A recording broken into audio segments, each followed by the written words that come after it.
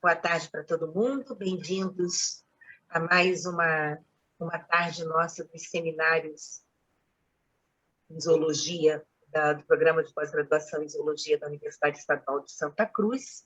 E hoje a nossa primeira convidada é a Luísa, que o Martim já andou brincando um pouco, né? Herpetóloga, blogueirinha, musa fitness e desafiadora de diversas questões, um espírito inquieto e ativo.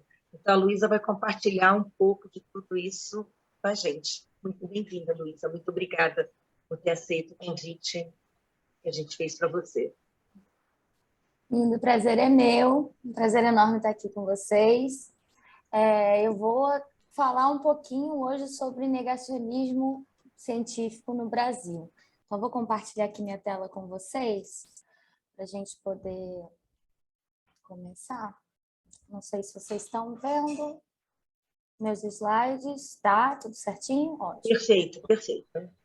Maravilha. Então, né, a temática que eu vou trazer hoje é sobre o negacionismo no Brasil. Fui apresentada aí, né, eu trabalho com herpeto, principalmente com lagartos, mas acabo trabalhando com outras temáticas também. E a minha linha de pesquisa principal, ela é voltada para avaliar os impactos das ações do homem na biodiversidade. Então, já na ciência que eu produzo, né, eu tento fazer esse link com as sociedades, né, atuais, por conta aí desse impacto que a gente tem, né, em diferentes formas, né?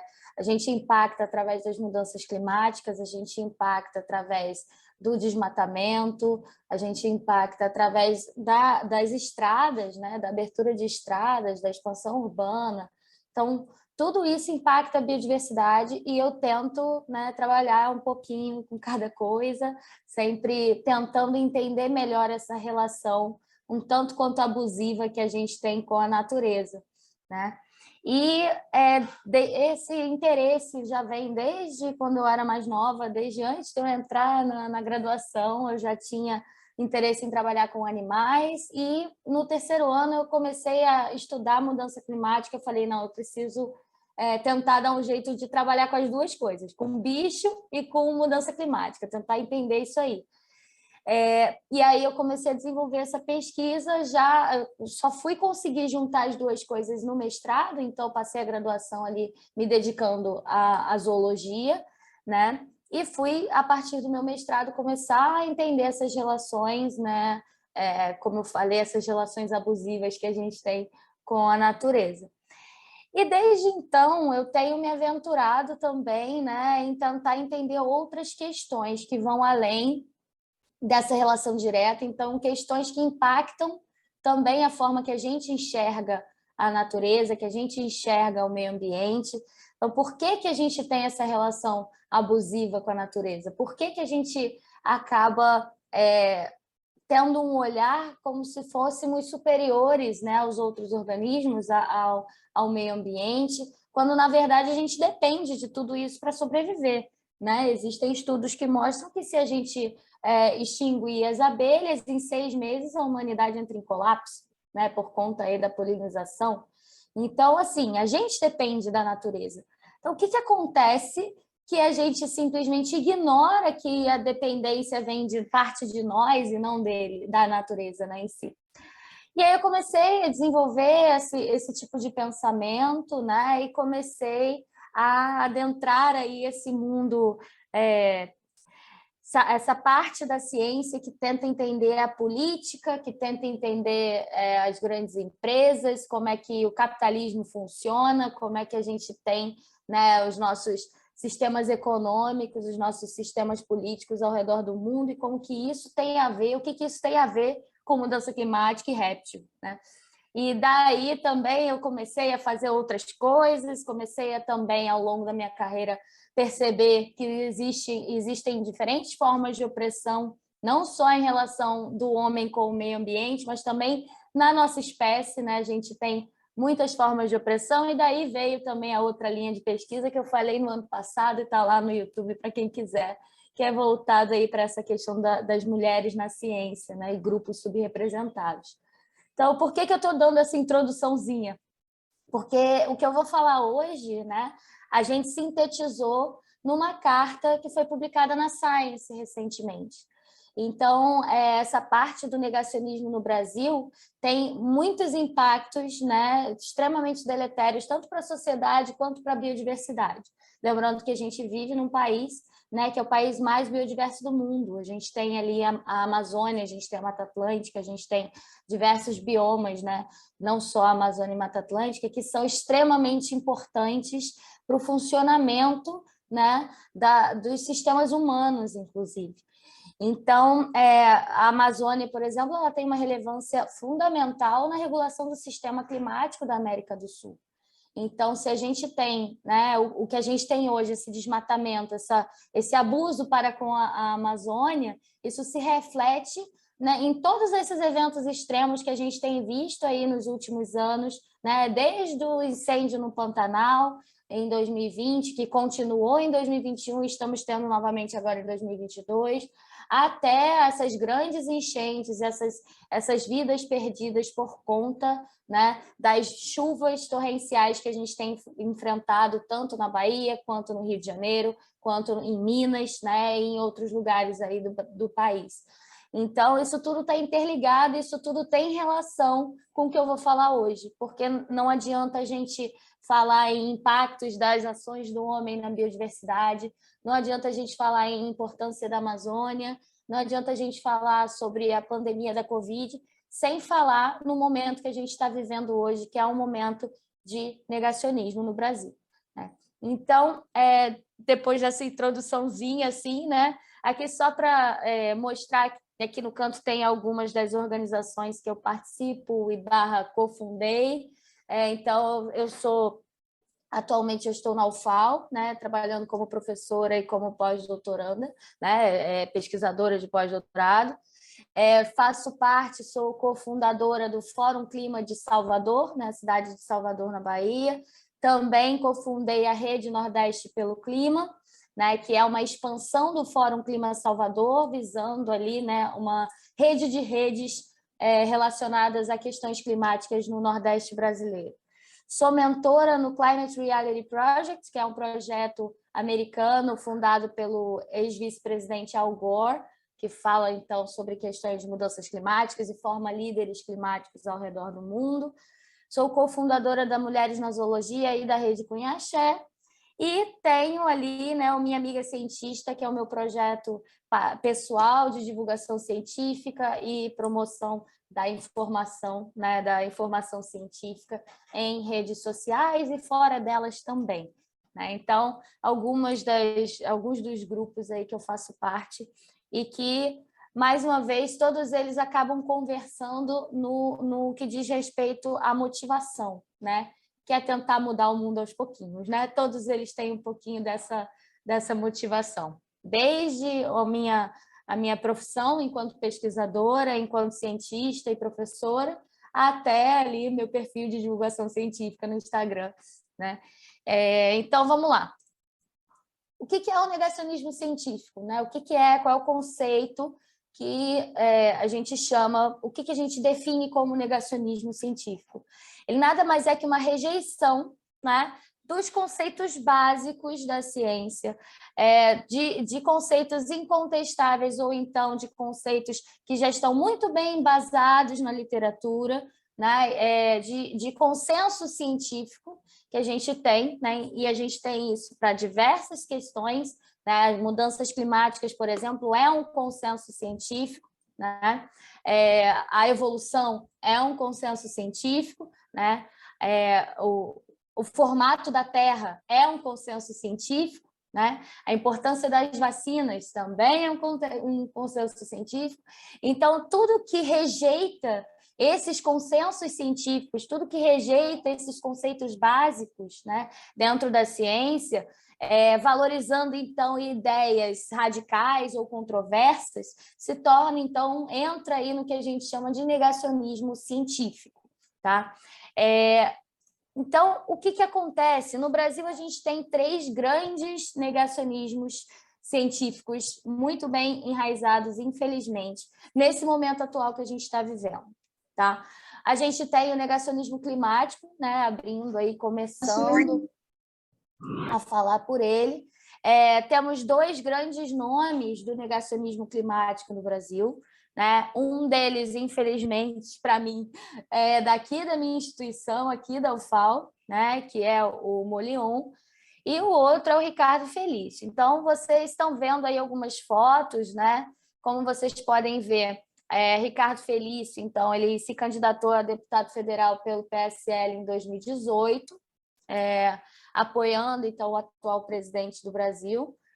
Ricardo Felício, ele acredita que o aquecimento global é uma farsa, enquanto que o Molion, ele também vai muito por essa linha, né, dizendo que, na verdade, as mudanças climáticas não existem, que o gás carbônico não é um gás tóxico, né, que é, na verdade, o gás da vida, isso palavras dele, tá, gente?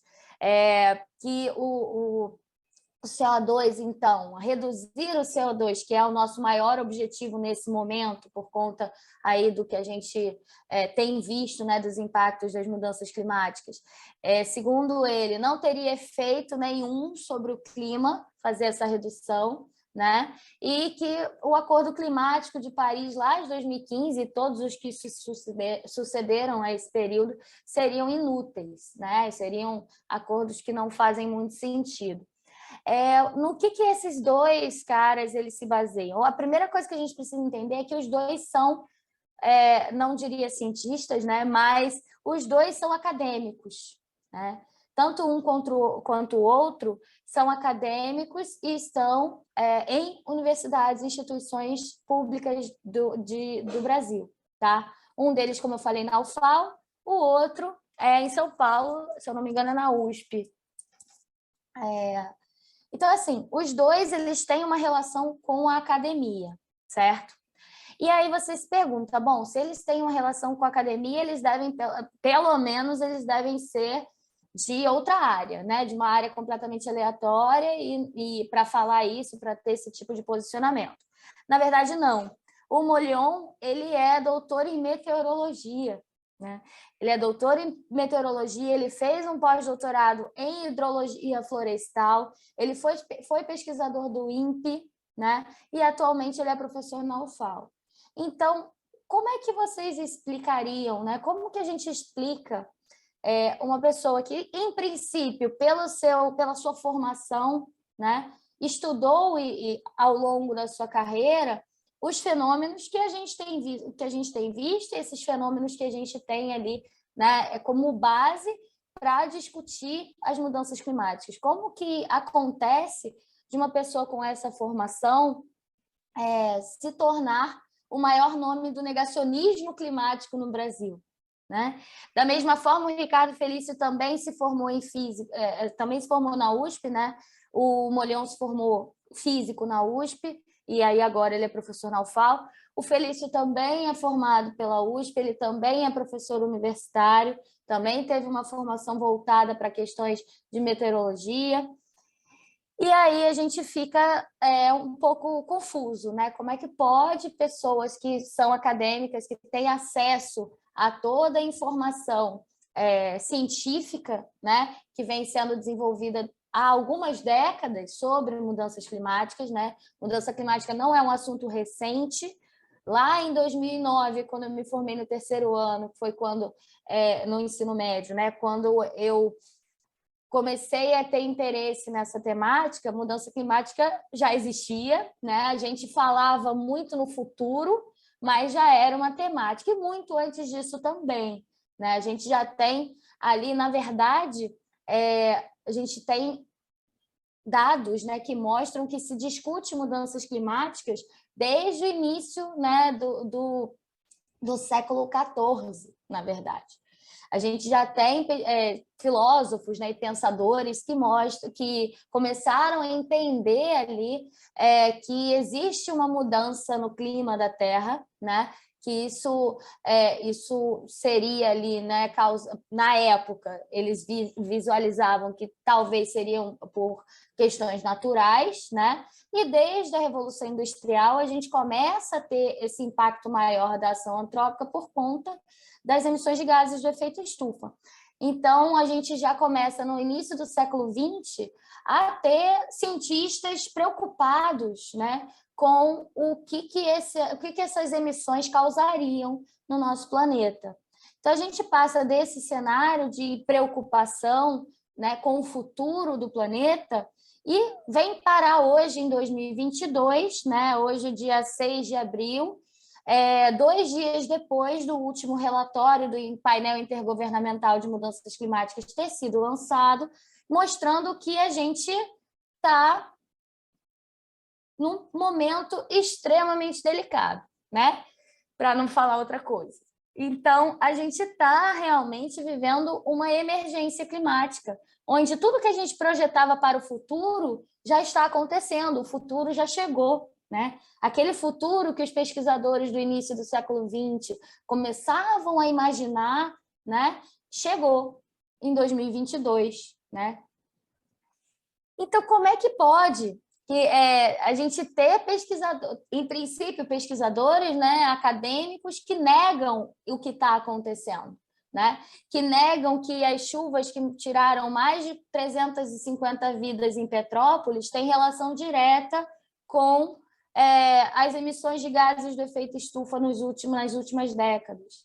Como é que essas pessoas negam esse tipo de relação?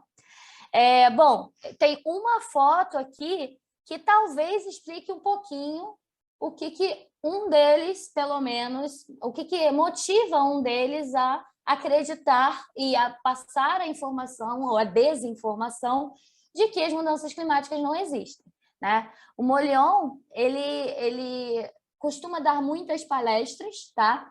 Falando sobre a farsa das mudanças climáticas, e boa parte dessas palestras é financiada pelo agronegócio, né?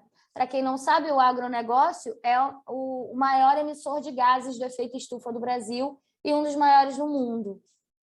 Então, me parece, não sei se para vocês, mas me parece que há um certo conflito de interesses aí, né? A pessoa é paga pela maior emissora de gases do efeito estufa para dizer que os gases do efeito estufa não impactam a natureza e a gente não tem mudança climática porque esses gases não têm essa influência no sistema climático.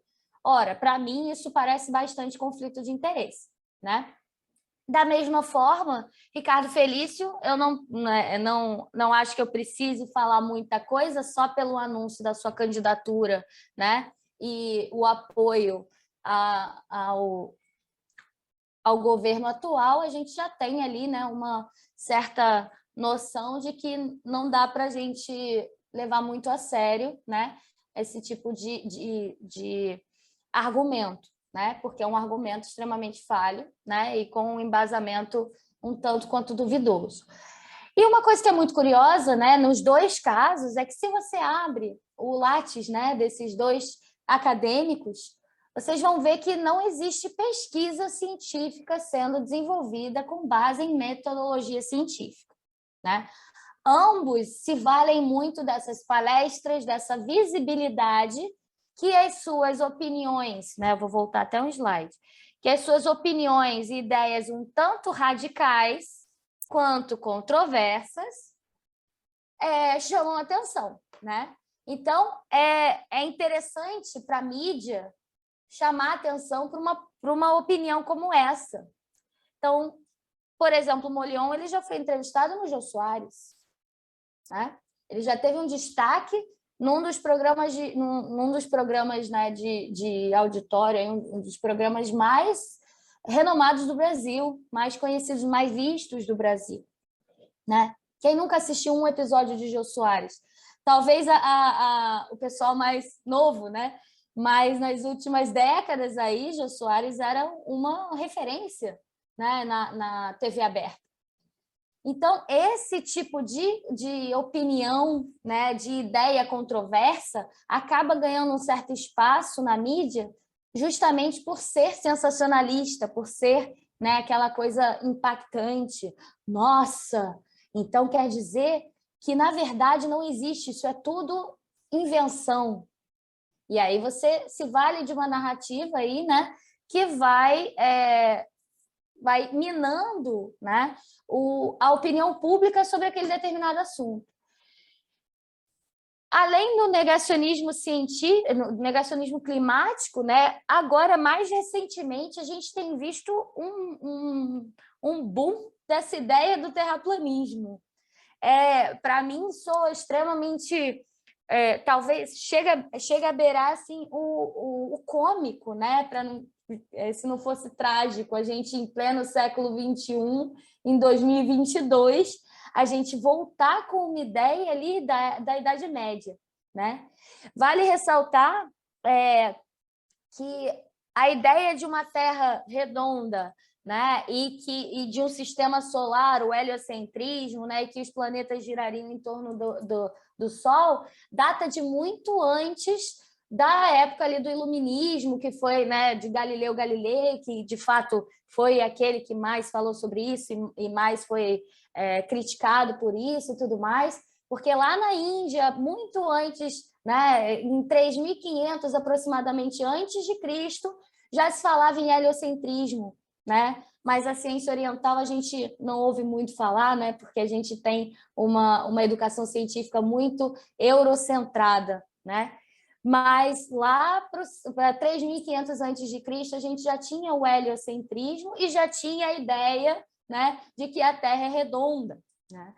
Mas agora, em 2022 depois de Cristo, a gente volta a ter uma discussão, né, com pessoas, muitas vezes pessoas letradas, muitas vezes pessoas que a gente jamais esperaria, como é o caso, né, do negacionismo climático, falando que, colocando em dúvida, pelo menos, né, não se assumindo enquanto terraplanista, mas colocando em dúvida esse conceito básico que a gente tem na ciência de que a Terra não é plana, né, de que a Terra é redonda. E aí, como vocês podem ver, a gente tem, inclusive, convenções de nível nacional para discutir a Terra plana, né? E se vocês... existe um documentário, né, na Netflix, para quem tiver interesse em saber mais, que é um documentário sobre terraplanismo, e eles têm argumentos que eles julgam ser provas de que a Terra é plana. Aí você pega esses argumentos e você consegue refutar com meia dúzia de conceito básico da física, né? Mas isso não importa para eles. O que importa é construir uma narrativa, né, que prove para eles que a ideia de uma Terra redonda é uma invenção, né, e uma forma aí da gente simplesmente impor um conhecimento que está equivocado na cabeça deles, né, para o planeta. E o que assusta mais, né, são pesquisas como essa aqui de baixo, que aponta que cerca de 7% dos brasileiros acreditam que, de fato, a Terra é plana, né? O que faz, mais uma vez, né, mais uma pergunta retórica aí, o que leva pessoas a questionarem, né, algo tão que no meio acadêmico, né, e na sociedade até alguns anos atrás era simplesmente inquestionável, né, que é o formato do planeta. O que faz essas pessoas questionarem esse tipo de situação, né? Eu estou destacando aqui também, esse aqui é um dos terraplanistas mais conhecidos, tá? Do Brasil, que é o Antônio. A gente tem aqui a figura de Olavo de Carvalho, que não se colocou como terraplanista, inclusive, depois que ele fez esse tweet aqui que vocês estão vendo, ele chamou todo mundo que interpretou esse tweet como ele se assumindo terraplanista de ignorantes e pessoas que não sabem interpretar texto. Mas vamos lá. O que ele fala no tweet? Ele diz, primeiro, que ele começa já dizendo que ele não estudou o assunto. Se ele não estudou o assunto, por que ele está emitindo uma opinião tão né, complexa como essa, né? Mas vamos lá. Ele diz que não estudou o assunto da Terra plana, disse que assistiu a alguns vídeos de experimentos, ou seja, né, ele recebeu o videozinho no Zap, deu uma olhada naquele videozinho no Zap, e esses experimentos que mostram a planicidade das superfícies aquáticas. Então, mais uma vez, já quebrando qualquer tipo de conceito de metodologia científica aí, porque a ciência ela não prova nada, né? A gente demonstra, a gente testa hipóteses, né? Então, um experimento mostrar a planicidade das superfícies aquáticas já começa errado pela sua concepção, né? Porque experimentos eles servem para testar hipóteses. Então, ele vai, no máximo que ele pode fazer é demonstrar uma possível planicidade da superfície aquática. Não mostrar da forma como é colocado, né? É quase como se ele estivesse dizendo que provam, é a mesma coisa, ele se torna um sinônimo nesse sentido. E ele diz que ele não conseguiu encontrar, até agora, nada que refute esses experimentos. Mas, ora, veja bem, se ele começa o tweet dele dizendo que ele não estudou o assunto, como ele teria a possibilidade de encontrar alguma coisa que refute aquilo que ele está colocando? Se ele não estudou, ele não foi atrás.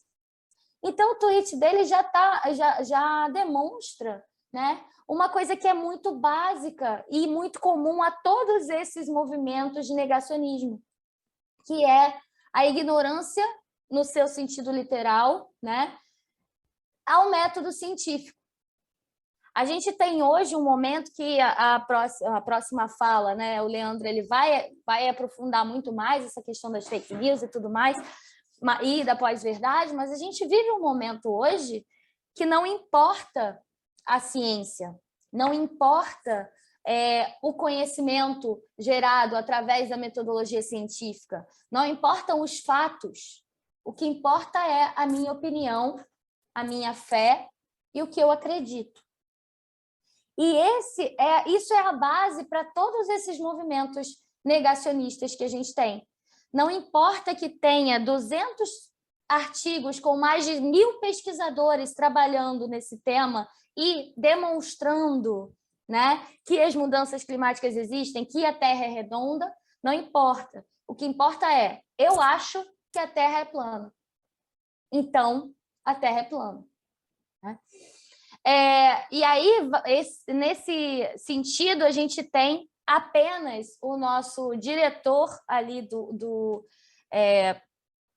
ai, meu Deus.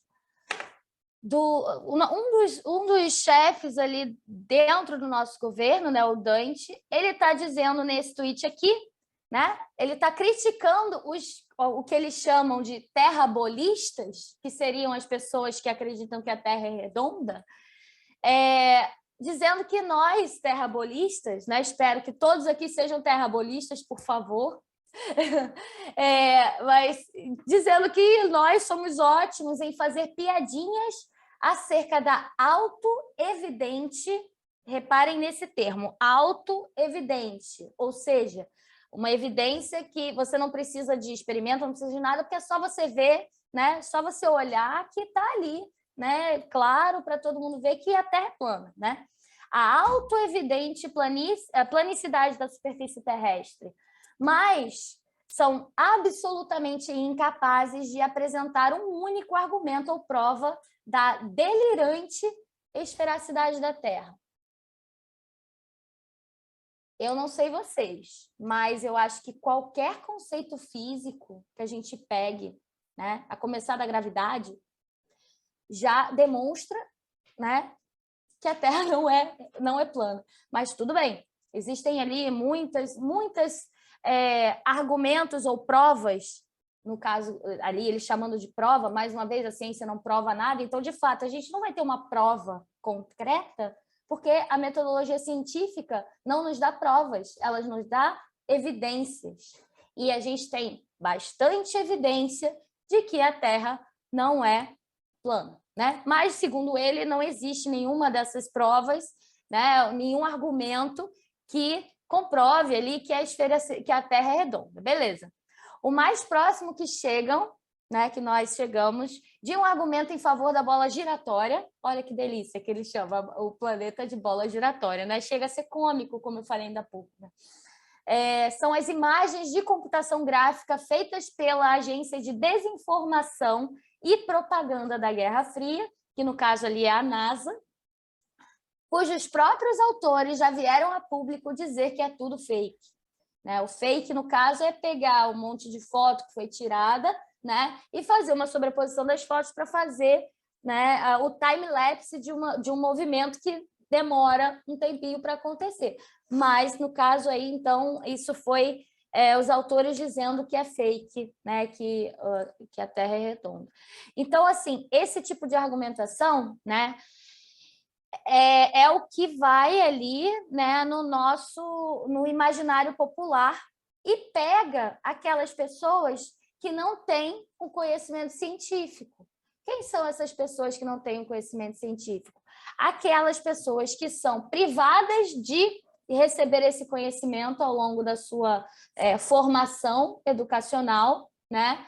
E também aquelas pessoas que, como Olavo de Carvalho, por exemplo, ou então Molion, o Felício, que optam por não receber essa informação ou apenas ignorar a existência dessas informações. Tá? Além, né, do terraplanismo, mais recentemente a gente começa a ver no Brasil um movimento extremamente curioso, né, que é o movimento anti-vacina.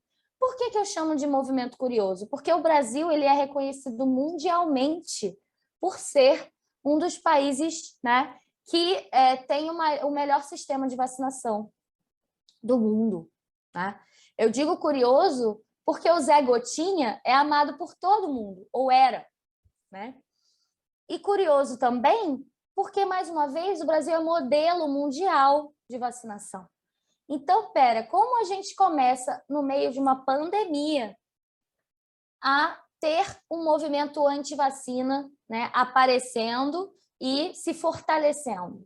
Mais uma vez, é uma contradição direta ali, né, com o que a gente está vivenciando. Né? Então, mais uma vez, eu trago mais um tweet do Olavo de Carvalho, que, mais uma vez, ele veio depois dizer que esse tweet era mentira e que, na verdade, ele estava apenas explicando o que o doutor Carlos Armando de Moura Ribeiro dizia. Ele não estava colocando a opinião dele naquela situação. É muito comum esse tipo de retórica, né, vinda de pessoas que são negacionistas. Mas vamos lá. Vacinas matam ou endoidam. Nunca deu uma a um filho seu. Se houver algum problema, vem aqui que eu resolvo. Isso é uma fala do tal do doutor Carlos Armando, né, que o Olavo de Carvalho ele postou no Twitter, né, como sendo ali uma coisa, né, que ele julgava ser interessante de ser compartilhada. Só daí a gente já consegue entender que não é muito interessante a gente seguir esse tipo de pensamento. Né? Então, no meio de uma pandemia, né, uma pandemia que matou alguns milhões de pessoas ao redor do planeta, a gente começa a ter um movimento anti-vacina, que é um movimento estimulado pelo governo federal. Né? E é aí que entra o problema do Brasil hoje. O maior problema do Brasil hoje não é apenas o movimento negacionista, é um movimento negacionista institucionalizado. O que é um movimento negacionista institucionalizado? É um movimento negacionista que é promovido pela maior instituição, que é o governo federal. Né? Então, a gente tem ali, né, cenas como essas, relativamente comuns em manifestações pró-governo, né, onde se lê, né, não queremos a vacina, nós temos a cloroquina. Cloroquina, eu não preciso explicar o contexto do que seria a cloroquina no Brasil hoje, mas eu acho que a gente pode dizer que a cloroquina e a ivermectina são os símbolos do Brasil para o negacionismo científico nesse momento. Acho que a gente concordaria nisso, talvez, né? A forma como a cloroquina e a ivermectina foram vendidas para a população como as salvadoras, né? E a única forma possível de se combater uma pandemia que já tem vacina, né? E, inclusive, né, coisas como essa, como não preciso da vacina, não quero a vacina porque eu tenho a cloroquina, ou então esse ser humano aqui, que a gente chama de presidente da República, oferecendo cloroquina para uma ema no meio do Planalto Central, esse tipo de cena, mais uma vez, ela entra no imaginário popular, né? A gente começa a ver questionamentos a respeito da eficácia das vacinas, né? Por pessoas que não tiveram acesso à informação científica em sua formação, ou por pessoas que optaram, mais uma vez, em não ter esse acesso. Então, a gente tem esses três movimentos, né, que são extremamente complexos, e a gente aqui, né, num curso que aborda a ciência e principalmente o meio ambiente, né, a natureza, a gente está aqui em seminários de zoologia, falando de animais, né, a gente começa a ver a gravidade dessa situação, do que a gente está vivendo, né? Então, isso tem algumas causas. A primeira, as fake news, que eu não vou entrar muito nesse tema, porque a gente vai ter uma fala aí, logo em seguida, focada em fake news, né? E um momento de pós-verdade, que eu mencionei ainda há pouco, que é esse momento, né, em que os fatos objetivos têm menos influência do que os apelos às emoções e crenças pessoais. Então, quando você vai, né, compartilhar informação ou desinformação, né, a gente acaba apelando às emoções e às crenças das pessoas. Esse é o momento que a gente vive. Então, é muito mais fácil de uma pessoa que não tem letramento científico acreditar, né, em coisas absurdas como essas que eu coloquei aqui, quando essas coisas são passadas para essas pessoas com apelos à emoção e às crenças. Então, a gente tem hoje, né, o papel da igreja evangélica, por exemplo, na aceitação do governo atual e de todos os problemas que a gente tem enfrentado nesse governo, porque a gente tem um apelo à crença e às emoções, né, dessas pessoas, uma manipulação, né, no que diz respeito a essas crenças. Então, aqui eu também trago algumas notícias, né, recentes, relativamente recentes. A gente teve a COP26 recentemente, que é o encontro, né, para falar sobre a questão das mudanças climáticas no mundo, e a gente teve um ministro que simplesmente mentiu na COP, né? E por isso ele conquistou o segundo antiprêmio do Brasil. O primeiro foi no ano anterior, né, que o Bolsonaro conquistou esse antiprêmio, e agora, em 2021, o ministro conquistou mais uma vez um antiprêmio, que é basicamente o prêmio para o maior negacionista científico do mundo. É basicamente isso, né? Voltado aí para a questão do clima, né? Então, negacionista climático. Então, a gente tem uma visão, né, no país, sendo propagada institucionalmente, de que as mudanças climáticas não existem, de que a Terra pode ser plana, de que as vacinas são descartáveis, né, e muitas vezes fariam mais mal do que pegar Covid, né? E a gente também tem esse mesmo tipo de pensamento no que diz respeito à natureza, ao meio ambiente, né? Preservar a questão ambiental só importa aos veganos que comem só vegetais. Isso foi uma fala do presidente da República, né? Da mesma forma, a gente tem aí toda uma bancada que está aprovando ou tentando aprovar, né, a liberação de trocentos agrotóxicos, né, que vão ali basicamente impactar não só o meio ambiente, mas também a nossa saúde, né, enquanto consumidores daquele bando de agrotóxico, que não pode mais chamar de agrotóxico, mas a gente continua chamando de agrotóxico, né, que estão querendo liberar. Esse negacionismo não deixa de ser um negacionismo científico, mas é um negacionismo que não é inocente. Não é um negacionismo por falta de informação, por falta de letramento científico. É um negacionismo proposital, é um negacionismo que promove grandes indústrias, né? que favorece grandes indústrias, que favorecem algumas pessoas no poder, em detrimento de todo o resto. Então, aí, lá no iniciozinho, eu falei, né, que uma das coisas que eu tento estudar e que eu tenho me interessado cada vez mais é essa relação, né, não só do ser humano com a natureza, mas também a questão dos sistemas econômicos, dos sistemas políticos, e aí a gente vai se aprofundando e vai estudando e vai entendendo que tudo isso, né, tem uma relação direta com a forma como a gente vê, como a nossa sociedade é construída ao redor de duas coisas, poder e dinheiro, né? Então, a nossa sociedade ela está construída em torno de visar sempre o lucro, né? E visar sempre ter mais poder em relação ao outro, né? Ter um papel de destaque em relação ao outro, ser melhor ou maior do que o outro. E o outro pode ser o nosso colega de laboratório, né? Ou pode ser, né, toda a população, ou pode ser todos os organismos do planeta.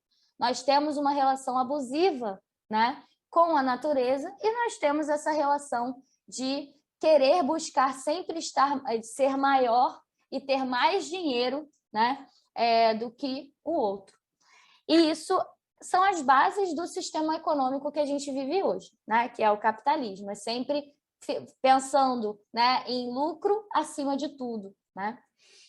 Embora o slogan seja outro, né? Embora o slogan seja o Brasil acima de tudo, na verdade o que a gente tem é o poder e o dinheiro acima de tudo, né? E aí a gente tem a propagação da desinformação, né? O ex-ministro do Meio Ambiente falando que a Amazônia não estava queimando em pleno ano de 2020, onde foi um dos anos com maior incêndios, né? Maior índice de incêndio na Amazônia, compartilhando o vídeo de um mico-leão dourado, né? O mico-leão dourado, para quem não sabe, é um bicho endêmico da Mata Atlântica, ele não está na Amazônia. Mas tudo bem, porque o que importa é passar a desinformação adiante, né? Visando ali sempre o interesse próprio, né? As consequências desse negacionismo são os retrocessos, né? Então a gente tem ali cortes cada vez maiores para a ciência e tecnologia, que foi inclusive o motivador daquele artigo que eu mencionei, que a gente sintetizou essa questão do negacionismo científico na Science, né? A gente tem cada vez mais esses cortes, e recentemente, em 2021, 92% das verbas, né, foram cortadas para a ciência, a gente teve ali uma retirada de 690 milhões de reais, né, para verba para pesquisa, algumas áreas ainda piores, então as ciências humanas, né, estão ali sendo sucateadas cada vez mais, e cada vez com maior intensidade. As ciências biológicas, a parte ambiental também não está lá, essas coisas também está ali sendo cada vez mais impactada, justamente porque o interesse, né, em relação ao lucro e ao poder fala mais alto, né? E a consequência para a gente, né? Nós, cientistas, a gente sente na pele não só por conta, né, de sermos conscientes em relação à importância da manutenção do meio ambiente, a importância da gente combater as mudanças climáticas, diminuir ali as emissões de gases de efeito estufa, a importância das vacinas, né? A gente sofre não só com o contexto, né, e com esses retrocessos que tem impacto nos sistemas que a gente preza e que a gente tenta preservar, mas também diretamente, com falta de recurso, temos aí, como consequência, falta de emprego, né? Falta de emprego, a gente faz o quê? A gente desiste, ou a gente vai para outro país, ou a gente vai ali se deteriorando, né, mentalmente ao longo desse processo, que é tentar resistir num país que nega tudo aquilo que você, né, passa a sua vida inteira pesquisando e trabalhando duro para conseguir desenvolver pesquisa, né? Então, a gente fala muito na questão da fuga de cérebros, e a fuga de cérebros ela nada mais é do que a desistência / fuga mesmo para outros países, né, de cientistas que não encontram em seu país de origem ou na sua instituição ou na sua área um ambiente para conseguir desenvolver, né, o seu potencial científico. Só que essa fuga de cérebros ela acaba sendo, né, um caminho para a desistência de muitos cientistas da academia, né? São poucos aqueles que conseguem, seja por questões financeiras, seja por questões de logística, simplesmente ir para outro país, né? E começar a fazer ciência em outro país, né? Seja por questões de língua, né? Nós falamos português no Brasil. Não necessariamente todo mundo que faz ciência no Brasil sabe inglês a ponto de ir morar num país, né, com uma língua estrangeira, ou outras línguas menos ainda, né? Eu falo do inglês porque o inglês acaba sendo a língua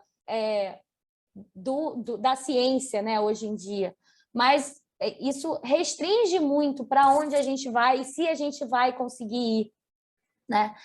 Então, a gente tem o aumento da fuga de cérebro, seja para outros países, seja a desistência completa, então a gente perde, né, profissionais qualificados, extremamente qualificados, né, que poderiam estar contribuindo com a construção, né, do conhecimento científico, né? E a gente tem um impacto direto na saúde mental, né? Ao longo desses últimos 2 anos e meio, né, que foram aí, desde que a gente teve o início da pandemia, 2 anos e meio, quem não teve um momento assim de sentar e falar, gente, o que é que está acontecendo? Eu não aguento mais. Todo dia é uma coisa diferente. Quem não teve esse momento ao longo desses 2 anos? Eu acho que não teve uma pessoa na academia, principalmente, né, falando aqui do nosso contexto, que não teve esse momento. Ou então um momento de pensar em desistir, né, de desistir da área acadêmica, desistir da graduação, desistir da pós-graduação, né? Porque a gente vive um momento extremamente desesperançoso, né? E a gente tem as consequências para o meio ambiente, não é só para os cientistas, né? A gente tem ali um aumento no desmatamento da Amazônia. Então, em 2021 foi o maior dos últimos 10 anos, em 2020 tinha sido o maior dos últimos 10 anos, então a gente segue aumentando ali, batendo recorde atrás de recorde.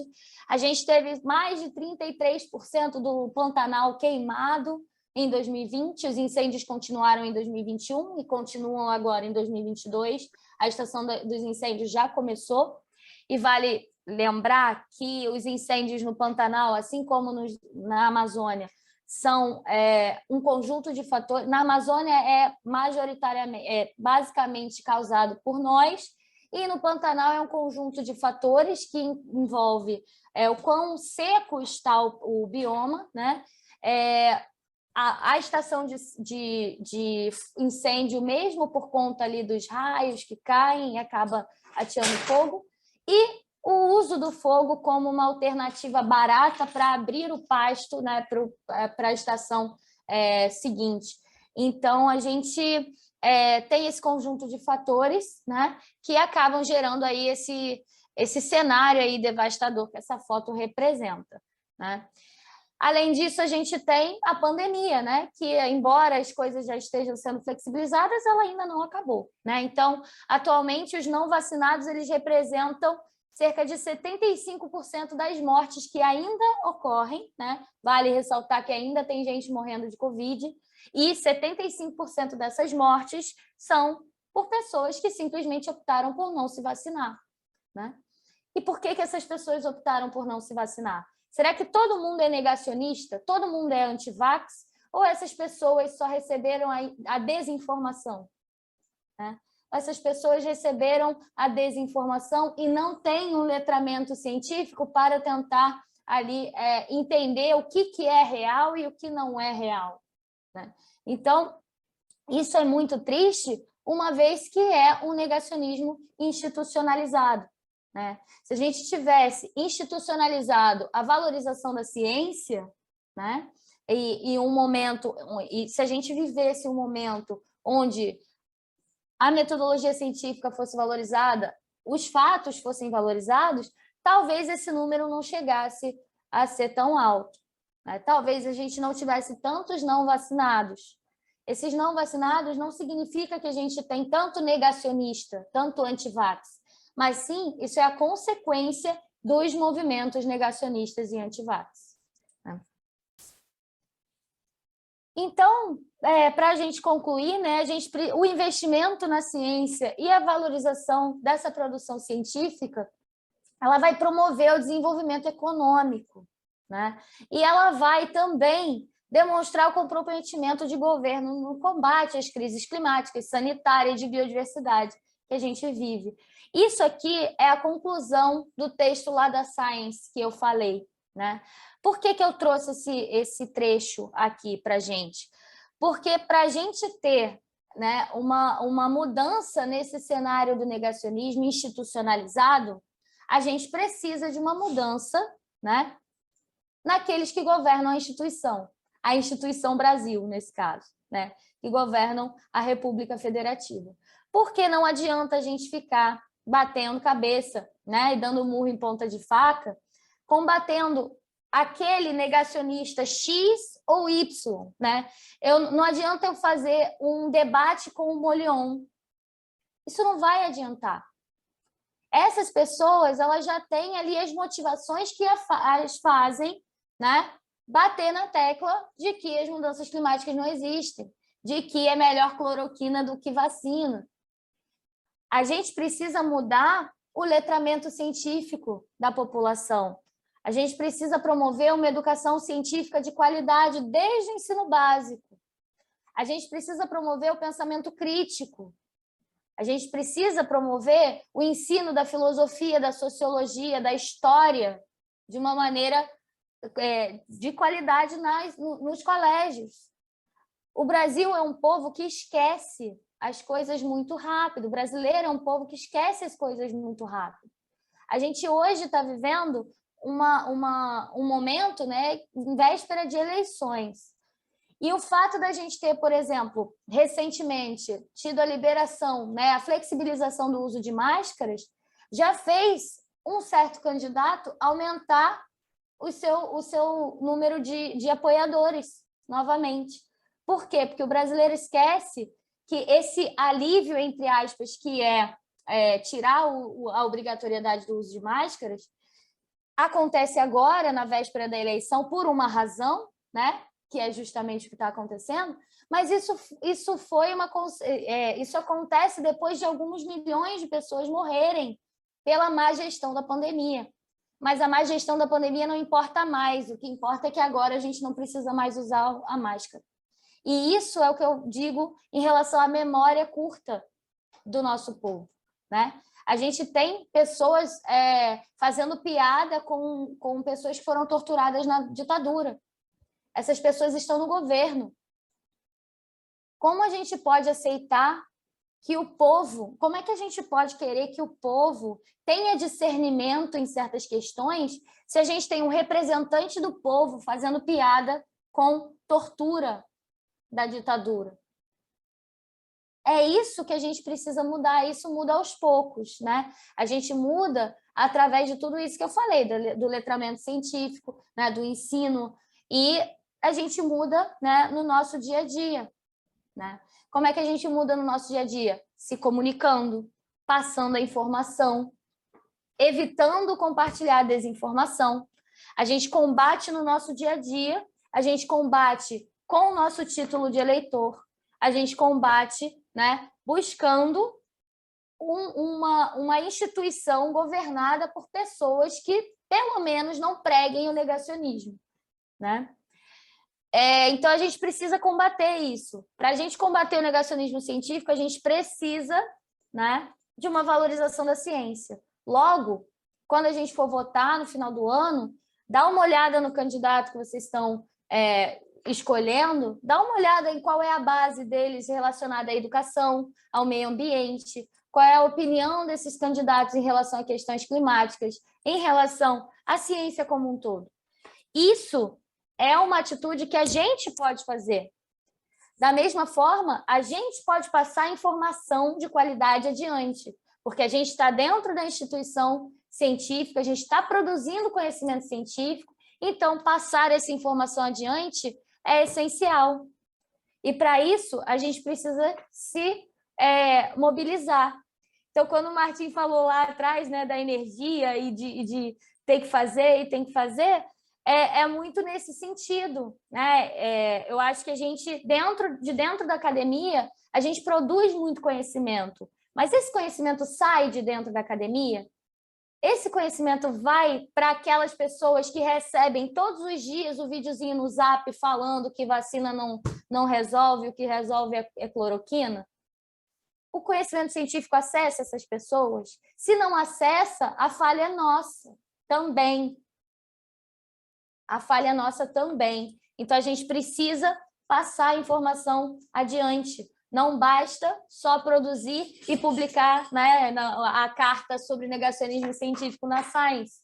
Não adianta só fazer isso. A gente publica, sim, a carta sobre negacionismo científico na Science, mas a gente também vai para a rua protestar. A gente também olha os candidatos que a gente vai votar no fim do ano. A gente também conversa com as pessoas e passa adiante o conhecimento. A gente também promove eventos de extensão universitária para a gente trazer essas pessoas para a academia também, né? Compartilhar um pouco do nosso conhecimento científico com a sociedade. A gente não pode se manter nessa estrutura que a gente criou ao longo dos últimos séculos de pedestal do cientista, né? O cientista está acima da sociedade. Porque, mais uma vez, isso é só mais uma coisa que a nossa sociedade capitalista tem, que é a busca pelo poder e pelo dinheiro. Então, o cientista se colocou num pedestal, né, de alguém que detém o conhecimento absoluto e, portanto, está acima dos outros. Mais uma vez, aquela relação que eu estava falando atrás. Mas nós não estamos acima de ninguém e esse conhecimento precisa ser compartilhado. A ciência não é feita só para os cientistas. A ciência é feita para a melhora da nossa sociedade. Ela, sim, deve ser compartilhada com as pessoas que não são cientistas. Então, eu termino minha fala por aqui, né, com essa mensagem para vocês de que a gente pode e deve, né, se movimentar para evitar que mais negacionismo seja instaurado no Brasil, né, e combater esse negacionismo que a gente já vive hoje. E é isso, minha gente. Muito obrigada. Estou aí aberta a perguntas. Pelo RN Técnico. Opa, pode voltar por favor? Eu tenho que admitir que os 2 primeiros slides eu copiei de uma apresentação, porque é só uma breve apresentação mesmo. Eu sou Yasmin, eu trabalho com sensoriamento remoto. Estou atualmente aqui na Alemanha. Filha, agora a mamãe está falando, espera um minutinho, tá?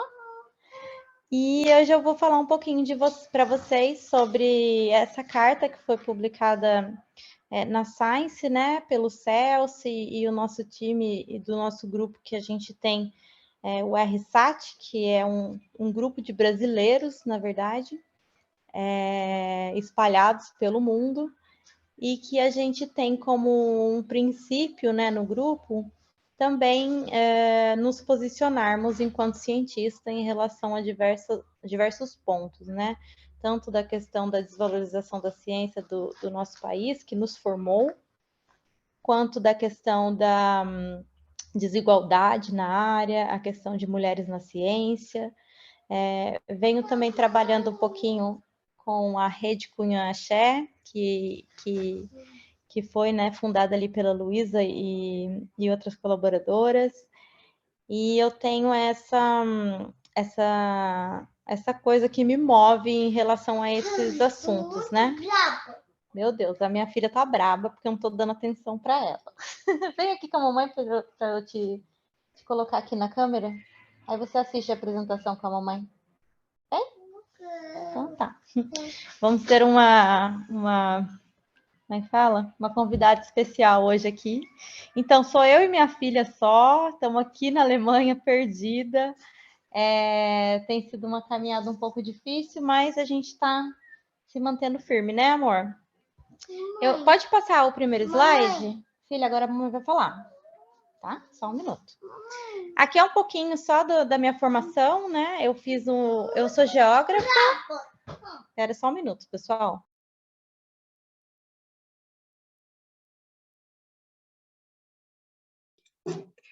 Ser mãe solo, pesquisadora solo, tudo solo, neste país, neste momento, é um ato de muita coragem e de muita loucura.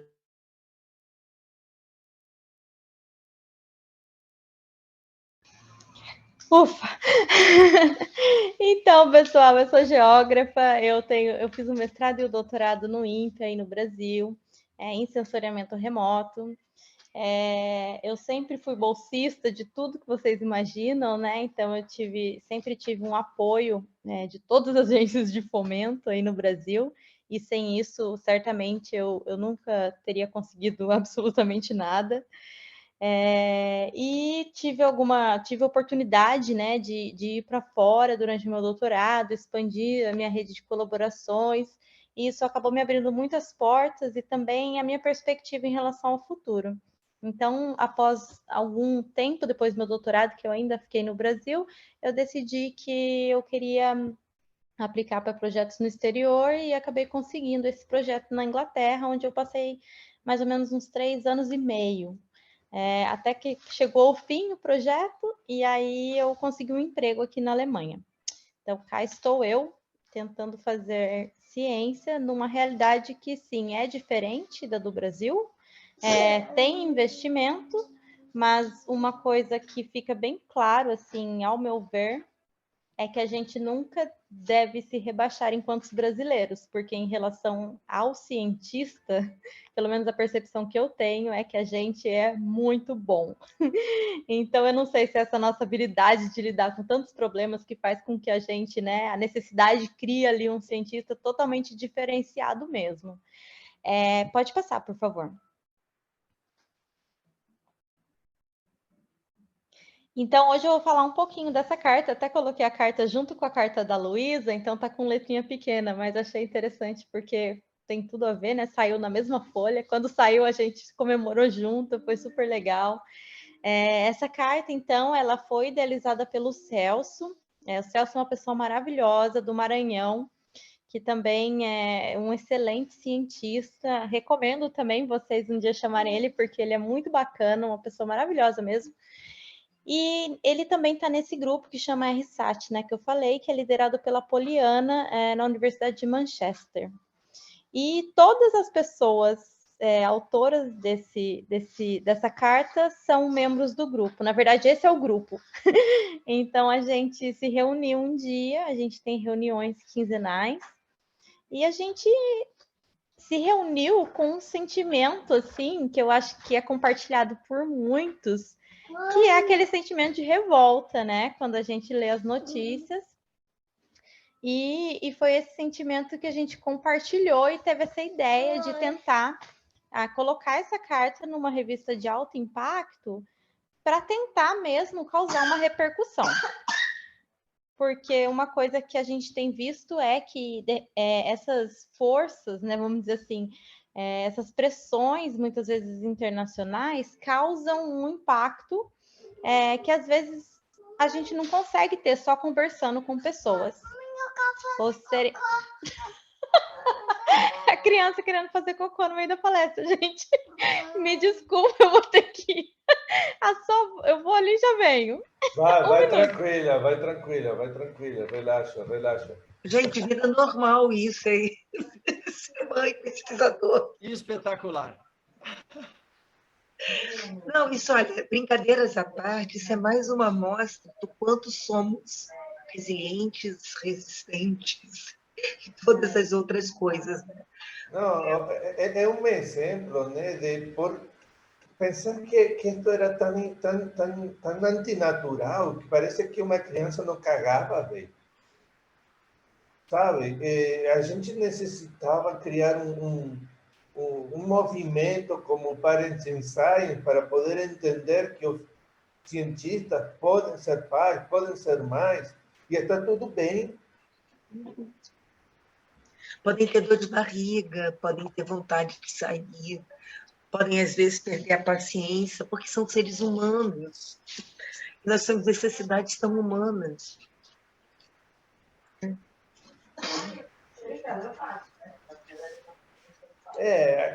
Enfim. Essa parte é legal, sabe? Assim, é a realidade. A A gente não está maquiando, a gente não estamos mentindo. É essa a realidade. A vida não é glamurosa. O glamour está nas redes. Né, Leandro? Que é isso? Eu só vou discordar de você num ponto. A vida tem glamour, sim. Tem o glamour da paixão que a gente tem por ela, não aquele glamour purpurina falso, né? Mas o glamour de querer viver intensamente. A gente quer viver tudo. E tem mais é que tentar mesmo viver tudo, mas também tem isso, né? Sai da palestra correndo, leva a criança ao banheiro, volta, negocia os horários, assiste uma palestra do congresso, sai, dá uma voltinha. Eu acho que não tem nada mais, pé no chão, realidade do que isso. Gente, olha, me desculpa porque eu não tenho condição, porque sou só eu e ela mesmo, então não, tem que lidar com isso bem. Não, a gente vai tentar pelo amor de Deus, relaxa, querida. Meu Deus do céu. Relaxa, tranquila. Essa aí vai ser aquela palestra que a gente conta história pro resto da vida. Tranquila. Ai, meu Deus, que vergonha. Bom, eu nem sei onde eu estava. Eu estava na carta. Senta aqui, senta. Ali, tá bom. Então, bom, eu acho que eu estava falando que a gente, né, sentou para conversar e discutir a ideia dessa carta diante da insatisfação dos cortes de pesquisa na ciência no Brasil. E eu acho que acaba sendo uma coisa pessoal até, porque todos nós tivemos algum tipo de investimento, né, durante a nossa formação, e a gente vê que muitos jovens não vão poder ter isso, né, com esse corte todo de verbas, e isso revolta a gente, né. Então, foi a partir daí que a gente teve essa ideia e construiu essa carta, baseando, claro, em dados, e eu coloquei alguns slides aqui também para mostrar, né, esses dados. Então, pode passar mais um, por favor? Então, eu lembro que na época saiu também essa nota, né, da Academia Brasileira de Ciências, em relação a quanto vale a ciência, né? Então, a gente... eu acho que tem muita relação também com o que a Luísa trouxe. Nossa Senhora. Filha, a mamãe vai sentar ali na mesa, tá? Uhum. Filha, o que a mamãe falou para você? Para pegar a balinha e deixar a mamãe falar. Ok? Tá bom? Mamãe, a página. Tudo bem, depois você pega a página. E fica essa questão dessa pergunta, ela ser uma pergunta um pouco vaga, porque realmente a gente não tem como colocar um valor específico de quanto vale a ciência, né? O valor que a ciência traz, ele vai além, assim, eu acho, da nossa capacidade mesmo de mensuração. O que a gente sabe é que países que investem em ciência apresentam um nível de desenvolvimento, né? Porque a ciência é base para basicamente tudo. Então, pode passar mais um. Então, eu trouxe essa questão, né, esse gráfico, porque para a gente perceber também que esse desmonte, né, científico, de investimento em ciência e inovação, ele vem vindo, né, como quase um projeto assim, de destruição mesmo da ciência no país. E a gente vê que ele foi um corte em todos os fundos, né, de maneira geral. E isso traz uma repercussão de longo prazo, né? Porque tantas pesquisas que, por exemplo, se iniciaram em 2015 e tiveram até projetos interrompidos que não puderam, né, terminar, ou muitos cursos que não foram possíveis de oferecer bolsas para novos estudantes e tudo mais. Então, esse desmonte da ciência, né, causa uma tristeza, porque, como para mim, como para outros membros, né, do paper, a ciência foi o que mudou assim, as nossas vidas, né, a nossa realidade.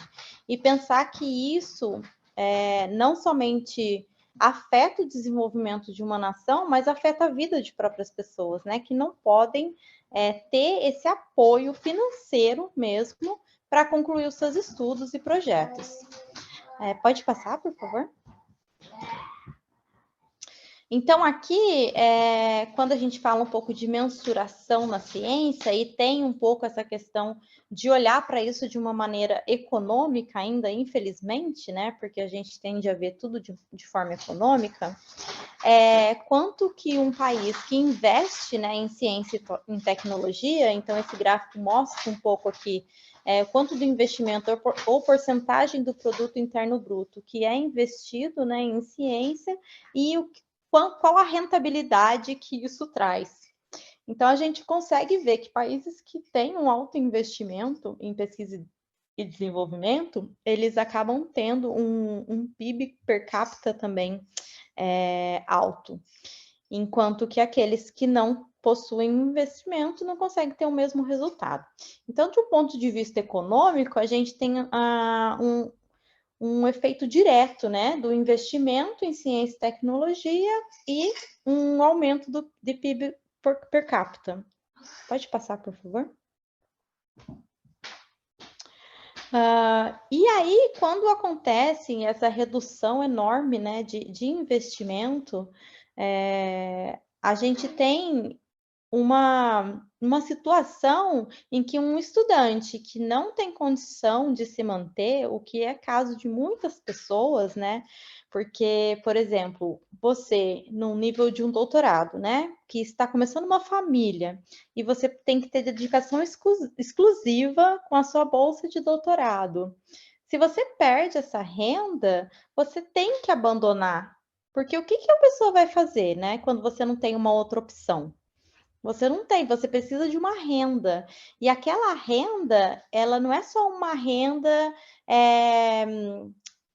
vamos dizer assim, que paga o seu salário mensal, mas é também uma forma de investimento. Porque se você arruma um trabalho fora, você não vai estar desenvolvendo uma coisa para o futuro, muitas vezes. Enquanto que na pesquisa, normalmente você está. E isso em nenhum momento não é para colocar a pesquisa em um patamar, vamos dizer assim, por outras profissões, nada disso. É que a pesquisa, ela é resultado a longo termo, a longo termo, desculpa, está dando confusão na minha cabeça as palavras. E como esses investimentos eles foram mantidos, né, baixos por alguns anos, a gente vai ter que reconstruir isso de uma maneira também que não vai ser de uma hora para outra.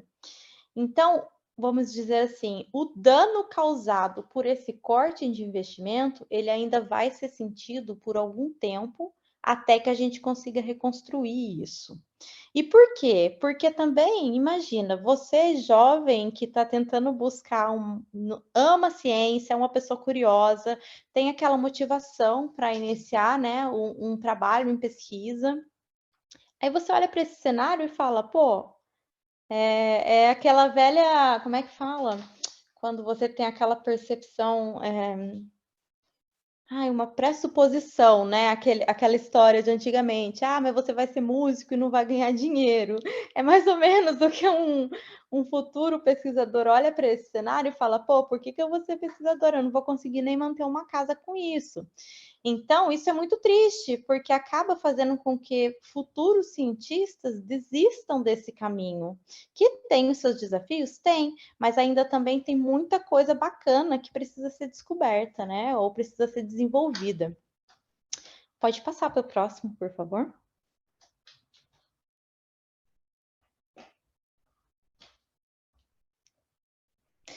E mesmo, uma coisa que eu gostaria de ressaltar, assim, é que mesmo com todos esses desafios, né, que o país enfrenta, né, que os nossos estudantes, porque a gente sabe que a maior parte da produção científica do país, ela é realizada majoritariamente pelos estudantes de doutorado, o que eu não gosto nem de chamar de estudante, porque são, na verdade, pesquisadores, né? Eu acho que no Brasil a gente tem essa cultura ainda de chamar estudante de PhD, enquanto, por exemplo, aqui isso não existe, você é um pesquisador, né? Ou pós-doc também, que é um trabalho já em si, não é mais um estudante. E mesmo com todos esses desafios, esses pesquisadores conseguem trazer, né, o Brasil numa posição do ranking, né, de produção científica em 13º lugar. Né? Então, a gente ainda está numa posição muito boa. Isso quer dizer o quê? Quer dizer que essa galera que está fazendo pesquisa está fazendo muito bem em meio a um ambiente totalmente desfavorável, né? Em termos de... Maria? Em termos de investimento. Então, assim, a mensagem que eu quero passar é: o problema não é a qualidade da ciência, o problema realmente é a falta de investimento, né? E o que eu quis dizer também com a questão da maior parte dessa produção ser gerada pelos pesquisadores, né, de doutorado, de pós-doc, muitas vezes até de mestrado também, é que a gente tem essa estrutura organizacional, né, do professor com seus alunos. Então, pelo menos na instituição que eu vim, a gente tinha uma cultura muito de incentivo de produção científica enquanto pesquisador de doutorado, e eu acredito que muitas instituições no país também mantém essa cultura. Então, a gente está ali levando essa 13ª posição nas costas, sem ter o devido incentivo, né, financeiro. E uma coisa também que, talvez um pouco a percepção que eu tenho agora... Oi, filha. Espera só um minuto.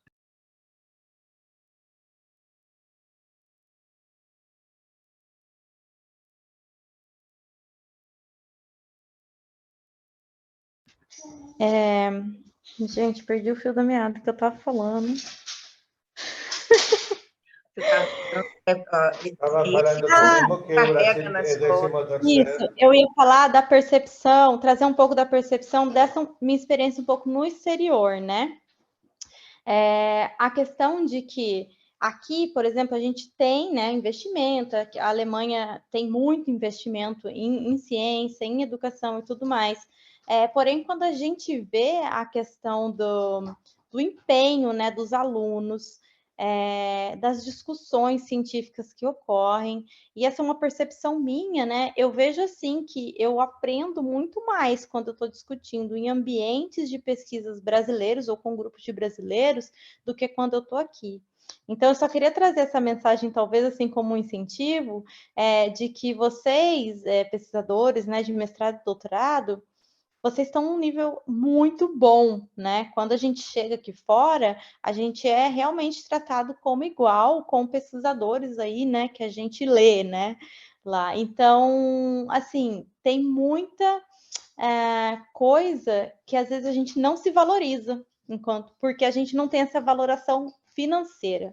Mas enquanto pesquisadores, eu tenho certeza de que brasileiro sempre se destaca, não interessa onde esteja no mundo. Pode passar, por favor.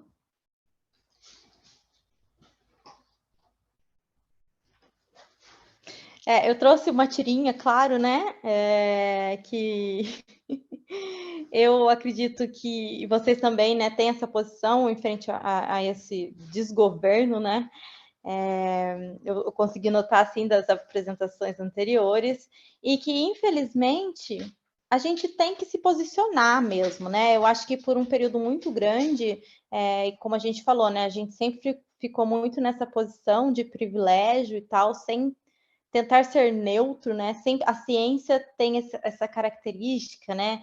Ah, não, tem que ser neutra, né? Mas, na verdade, existem locais no tempo, espaço, em que não cabe mais sermos neutros, porque se a gente não se manifestar, não se posicionar, a gente acaba com o nosso próprio ramo, né? A gente destrói toda a estrutura científica de um país, que eu acredito que é o que, infelizmente, está acontecendo no Brasil atual, principalmente por conta de ações de um governo que não tem nenhum interesse em manter essas pesquisas acontecendo, porque não faz parte da agenda desse governo destrutivo que temos atualmente, né?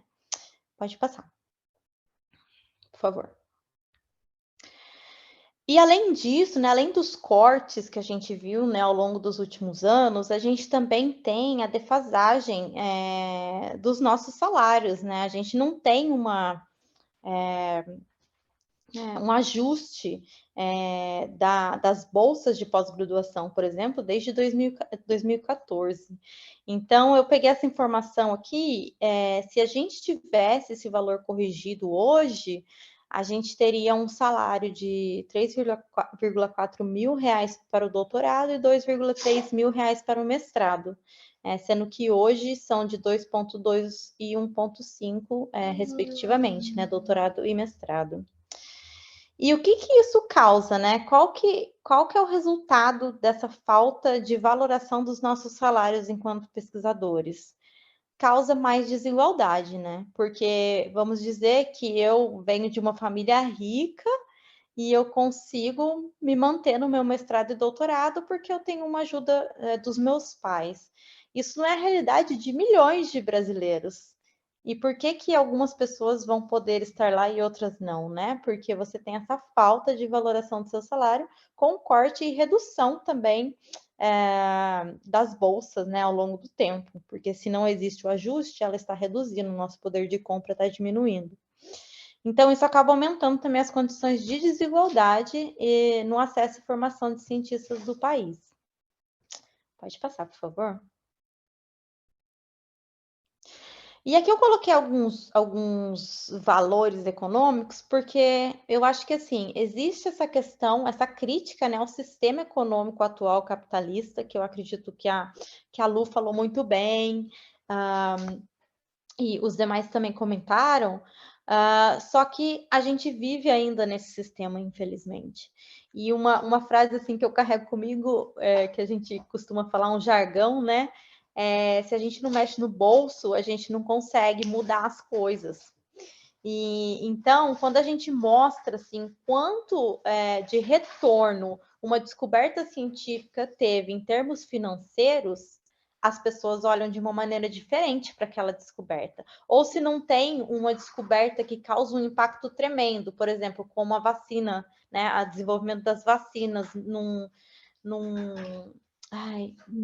tempo tão curto, né, como foi o caso da Covid. Então, se não causa um impacto muito grande na sociedade como um todo, de entender aquele resultado fruto da ciência benéfico para todos, você tem que apontar para quanto dinheiro aquilo realmente foi retornado. Então, a gente tem coisas maravilhosas sendo feitas, e eu acho que eu quis trazer isso também do ponto de vista mais positivo da coisa, né? Os nossos pesquisadores lá guerreiros fazendo pesquisa com tão pouco investimento e trazendo retornos de 15 bilhões por ano. Então, é assim, quando uma pessoa diz que não é interessante investir na ciência e tudo mais, a gente quebra um argumento desse tipo, mostrando que, na verdade, existe um retorno financeiro também muito alto. Então, a gente teve a questão dos adubos nitrogenados, que permitiu um aumento grande na produtividade da soja. Teve a questão da Petrobras e os laboratórios e universidades, que gerou 60 bilhões de reais ao ano. Empresas, né, com forte protagonismo internacional, e aí você tem um dinheiro, né, em outra moeda entrando para o nosso país, que de alguma maneira vai trazer um tipo de desenvolvimento interno, né? A questão também da melhoria de saúde pública, que é essencial, né, para qualquer qualidade de vida que a gente queira ter, e isso só é através de muita ciência e de muito investimento na ciência também. E é claro, né, eu quis ressaltar ali que a ciência ela não pode ser medida apenas pelos resultados econômicos. Porém, quando a gente conversa com tomadores de decisões, se a gente não coloca a valorização econômica, eles nem escutam o que a gente está falando. Então, assim, é bom a gente também ter esse senso da realidade que, infelizmente, estamos nesse sistema capitalista. Podemos sim e devemos ter as nossas críticas em relação a ele, mas também temos que tentar inverter o jogo ao nosso favor. Então, quando a gente mostra que a ciência está trazendo um retorno, e um retorno importante e significativo, a pessoa não tem um argumento contra o que você está falando. Eu tive um pouco essa experiência antes, e isso vai um pouco na linha, né, quando a gente faz a divulgação científica, também de trazer isso, né, essa questão do retorno financeiro que a ciência pode trazer para o nosso país. Pode passar, por favor. E aqui foi uma lista, né, que a SBVC publicou sobre os desafios ainda, né, da ciência brasileira. Educação, né, da qualidade, a gente conversou um pouquinho, né, sobre a questão da educação de base e tudo mais, mas também em relação à introdução de uma educação do método científico. Eu acho que a Lu trouxe um pouco essa questão de como que a gente atinge uma pessoa que ainda não tem o conhecimento do método científico. É por isso que fica muito mais difícil das pessoas tentarem entender mais a ciência do que somente seguirem as fake news, porque fake news é fácil de convencer, né? Você não precisa de nenhuma explicação mais a fundo para conhecer aquela pessoa, para convencer a pessoa. Os recursos, claros, né, adequados para ciência e tecnologia, e a gente vive agora um momento gravíssimo, né, nesse quesito. Outra coisa que a gente não discute muito, mas que foi uma bomba, foi essa questão da recomposição da força de trabalho em ciência e tecnologia. Por exemplo, o CNPq, eu acho que ele diminuiu o corpo de trabalhadores, eu não sei se foi quase 70%. Então, assim, como que um órgão de fomento ele vai funcionar de maneira organizada, né, para administrar essa ciência, esses fundos no país, se você não tem pessoal, né, para fazer essa administração. Tem a questão da ciência ainda ser extremamente burocrática, né? Então, a gente tentar também olhar para isso, em como que a gente pode facilitar esses processos. Obrigada, ganhei um presente. A questão da melhoria da qualidade da pesquisa também, né, é um ponto, porém eu acredito que o Brasil ainda faz isso muito bem. Inovações, né, tecnológicas e sociais, o compartilhamento da ciência produzida, que entra bem no aspecto da divulgação científica, da ciência cidadã. A gente tem alguns projetos com a Rede Cunha-Axé, onde a gente tenta fazer esse tipo de divulgação, trabalhar com professores, né, da rede pública também com alguns projetos. Aliás, para professores aí, se um dia vocês quiserem falar de aquecimento global ou algo do tipo, quiser que eu fale com os alunos, eu me disponibilizo. E, é claro, a ciência, tecnologia e inovação como um projeto de nação, né? Então, tem que ter um planejamento estratégico, tem que pensar de uma forma que isso transforme a realidade da sociedade, né? Porque se favorece somente um determinado grupo, isso vai criar uma sociedade mais desigual, menos justa, e isso eu acredito que não seja o que a gente está buscando, né, enquanto sociedade e enquanto cientistas também, né? Pode passar, por favor? Eu estou apertando aqui para passar, achando que está no meu computador. E aí eu selecionei dois parágrafozinhos, acho que eu estou fechando já, que é para discutir um pouquinho, né, para deixar assim aberto para discussão também. Qual que seria o nosso papel em meio a tudo isso, né? Eu peguei essa frase da Márcia Barbosa, que é a membro da Academia Brasileira de Letras e professora na URGS, que ela fala assim, né? Desafio docentes, discentes e técnicos administrativos a se mobilizarem, se apropriem da confiança na autoridade do conhecimento e lutem por ela. Se nada for feito, o Brasil morre no final.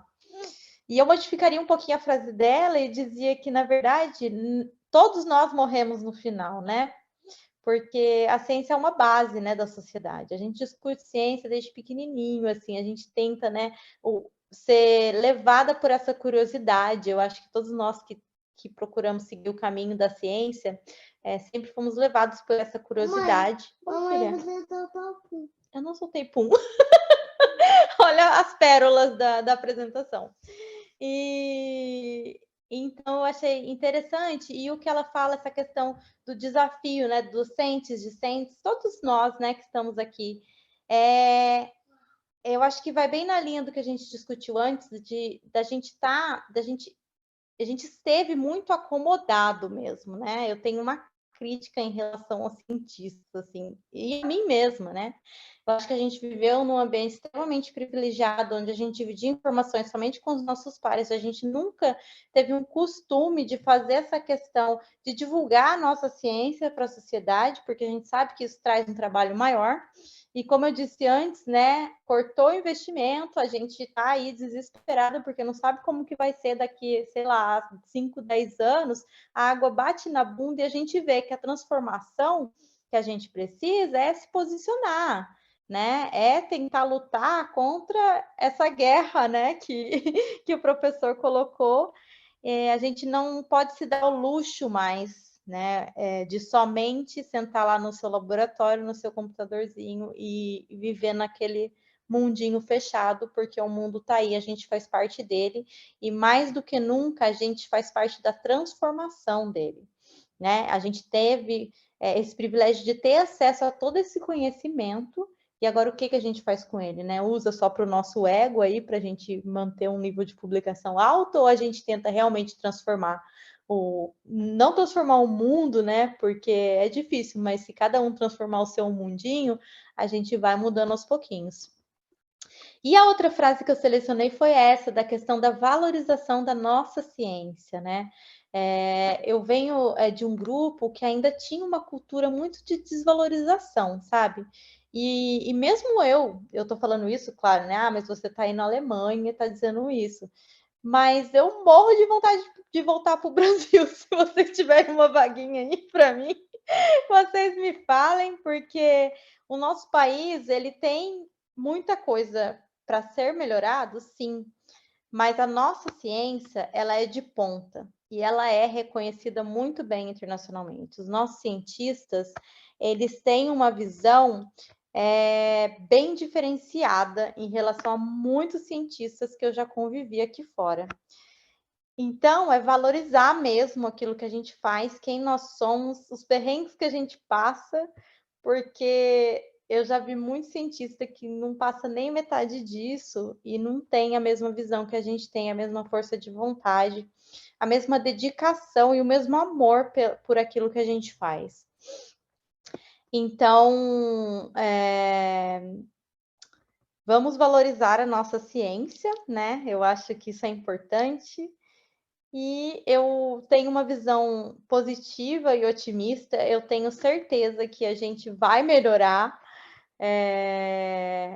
E eu não sei, talvez eu seja só uma utópica sonhadora, mas eu acredito mesmo de que o Brasil tem um potencial enorme e a gente mostra isso cada vez mais. O que falta é aquela estrutura de governança que a gente ainda não tem, infelizmente. Eu acho que eu acabei. Foi mesmo? Ah, eu fechei com esse. Então, eu trouxe esse slide porque esse é um estudo muito legal e que eu queria, né, pontuar. Aqui é um exemplo com ciência do meio ambiente, né, do environment. Mas como que a ciência, ou todas as áreas da ciência, elas estão interligadas, né, tanto com a economia quanto com a sociedade. Então, se a gente tira essa base que ali chama meio ambiente, mas poderia ser qualquer outro campo da ciência, a gente afeta toda uma estrutura organizacional da economia e da sociedade. Esse foi um estudo que demonstrou o que eles chamam de framework da sustentabilidade, e ele é proposto pela Organização para a Cooperação e Desenvolvimento Econômico. Porém, existe uma controvérsia, né? Porque se a gente leva isso à ponta da letra, a cooperação e desenvolvimento econômico não está agindo corretamente, né? Em pressionar os órgãos responsáveis para que esse framework funcione, porque para que eles sejam interligados e continuem o fluxo de retroalimentação, o setor ali da ciência e do meio ambiente tem que ser alimentado com financiamento, né, devido. Eu acho que esse era o último mesmo agora. É isso. Gente, muito obrigada.